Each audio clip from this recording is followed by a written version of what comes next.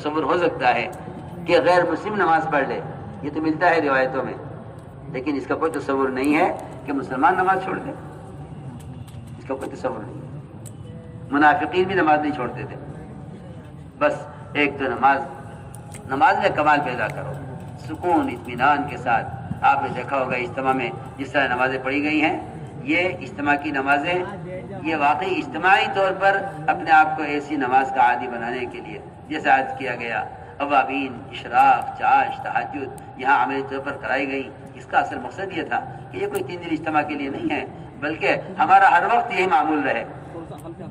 سنتوں کا اہتمام کرو، فرمایا حافظوا علی الصلوات والصلاۃ الوسطی، نمازوں کا اہتمام کرو، یعنی نماز سے پہلے بعد کی سنتوں کا نفلوں کا اہتمام کرو۔ حافظوا علی الصلوات، قرآن کہہ رہا ہے حافظوا علی الصلوات، قرآن کہہ رہا ہے نماز سے پہلے بعد کی سنتوں کا اہتمام کرو، اور درمیانی نماز کا بھی اہتمام کرو، یعنی نماز فریض ہے، فرض نماز کا۔ درمیان کی نماز 5 وقتہ فریضے ہیں، اور آگے پیچھے کی نماز سنتیں اور نوافل ہیں۔ قرآن دونوں کے لیے حکم دے رہا ہے، حافظوا علی الصلوات والصلاۃ الوسطی، نمازوں کا اہتمام کرو، پہلے بعد کی سنتیں اور نفلیں، اور درمیان کی نماز یعنی فریضہ۔ یہ تو ایک ایسا قول معاذ بن جبل کا مذہب یہ ہے، وہ کہتے ہیں اس کا مطلب یہ ہے حافظوا علی الصلوات والصلاۃ الوسطی، کہ نمازوں کا اہتمام کرو، یعنی پہلے بعد کی سنتیں اور نفلیں، اور درمیانی نماز یعنی فرائض۔ اور تہجد کو لازم پکڑ لو، اس لیے کہ رزق کی وسعتیں اور نفس کا کچلنا ہمارے تہجد میں رکھا ہے۔ یہ 2 چیزیں بہت اہم ہیں۔ رات کا قیام، اس کو تو اپنا معمول بنا لو،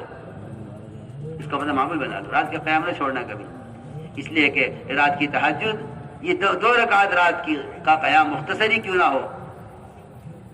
عبداللہ بن عمر کے یہاں ایک صاحب مہمان ہوئے،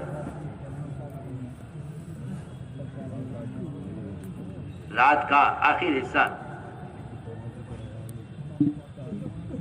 فجر ہونے والی تھی، کہنے لگے عبداللہ بن عمر مہمان سے، ارے بھائی 2 رکعت نماز پڑھ لو۔ نے کہا جی اب تو وقت ختم ہو رہا ہے، تو تھوڑا سا وقت باقی ہے بہت، اس میں کیا قیام ہوگا، کوئی لمبے رکعت نہیں پڑھ سکیں گے۔ فرمایا نہیں، اتنا وقت تو ہے کہ تہائی قرآن پڑھ لو، اتنا وقت تو ہے کہ تہائی قرآن، اللہ اکبر، تہائی قرآن پڑھنے کے لیے کتنا وقت چاہیے؟ تہائی قرآن پڑھنے کے لیے پوری رات چاہیے۔ فرمانے لگے تہائی قرآن ہی پڑھ لو، جلدی سے اٹھ جاؤ، تہائی قرآن پڑھ لو۔ کہا کہ میں پڑھ تو لوں گا، مگر تہائی قرآن کیسے ہو جائے گا اتنی دیر میں؟ فرمایا 3 مرتبہ سورہ اخلاص پڑھ لینا تہجد میں، تہائی قرآن ہو جائے گا۔ دیکھو تو صحیح، اس امت کے مزے، وقت کم، عبادت کم، اور اجر کتنا؟ تہائی قرآن کا اجر۔ سورہ اخلاص پڑھ لینا، تہائی قرآن ہو جائے گا۔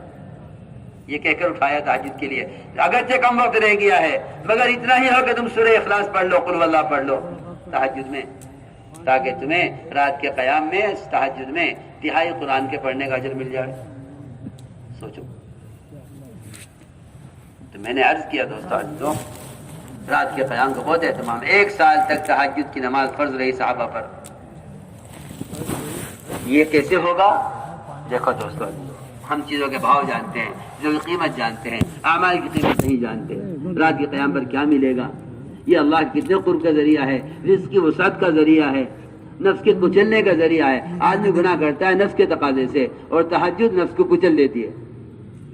اشد عطا فرمایا قرآن میں، سب سے زیادہ نفس کو کچلنے والا عمل رات کا قیام ہے۔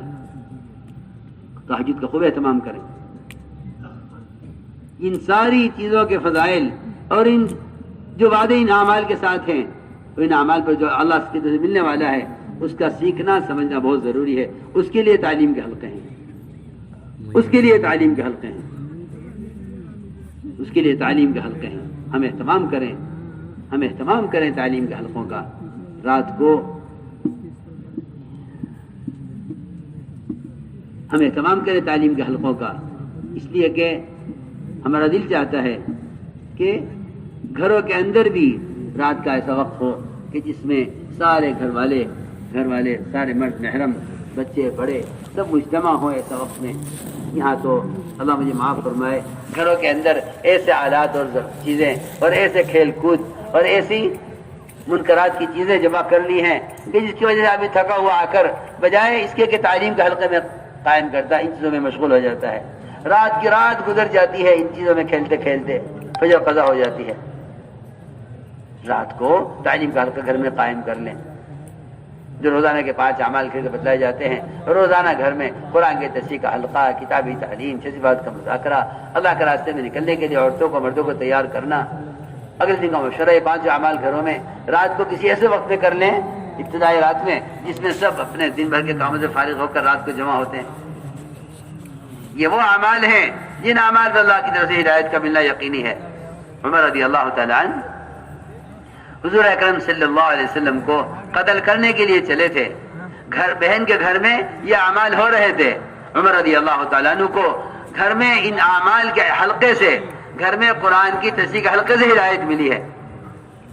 آج کل لوگ کہتے ہیں کہ یہ کوئی ضروری نہیں، حالانکہ یہ گھر کا وہ عمل ہے جس کو اللہ نے قرآن میں بیان کیا ہے، وَاذْكُرْنَ مَا يُتْلَىٰ فِي بُيُوتِكُنَّ مِنْ آيَاتِ اللَّهِ وَالْحِكْمَةِ، اللہ تو قرآن میں قرآن کے حلقے قائم کرنے کا ذکر فرما رہے ہیں، اور آپ یہ کہیں کہ یہ کوئی ضروری نہیں ہے، اور اللہ تو کہہ رہے ہیں کہ تم گھر میں قرآن کی تلاوت کرو، اور صحابہ نے اس کو اس طرح کیا کہ حلقہ لگا کر ایک ایک آیت ایک ایک سن کر سکھلا کر اجتماعی طب حلقہ قائم کیا۔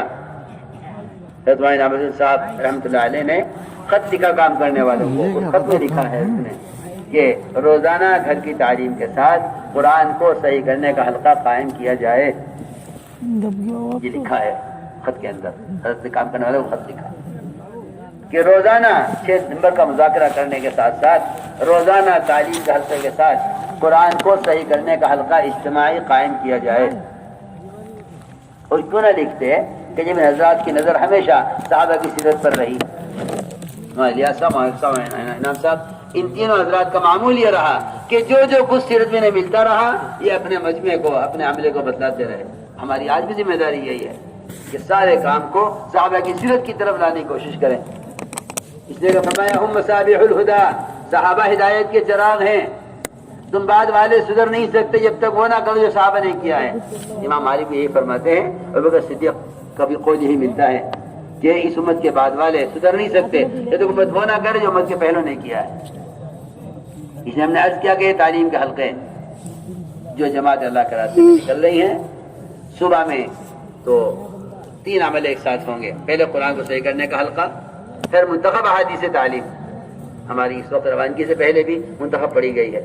ساری دنیا کے مراکز کا یہ اصول ہے، ساری دنیا کے مراکز کا یہ اصول ہے کہ جماعتوں کی روانگی سے پہلے منتخب احادیث سے ہی تعلیم کی جائے، تاکہ مجمع اللہ کے راستے میں نکلنے کے فضائل کو سنیں، اللہ کے راستے کی خروج کی اہمیت، غبار کی اہمیت، پیدل چلنے کی اہمیت، خدمت کی اہمیت، اللہ کے راستے میں نکل کے تلاوت کی، عبادت کی اہمیت سنا اپنے حدیث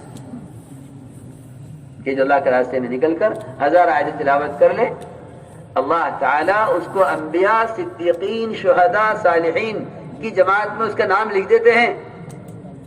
ہمارا نام تو لکھا جاتا ہے اس جماعت میں، جماعت جا رہی کلکتہ، میرا بھی نام اس میں لکھ دو، ہاں سنو، اور جو اللہ کے راستے میں نکل کر کتنی 1000 آیت تلاوت کر لے، من قرأ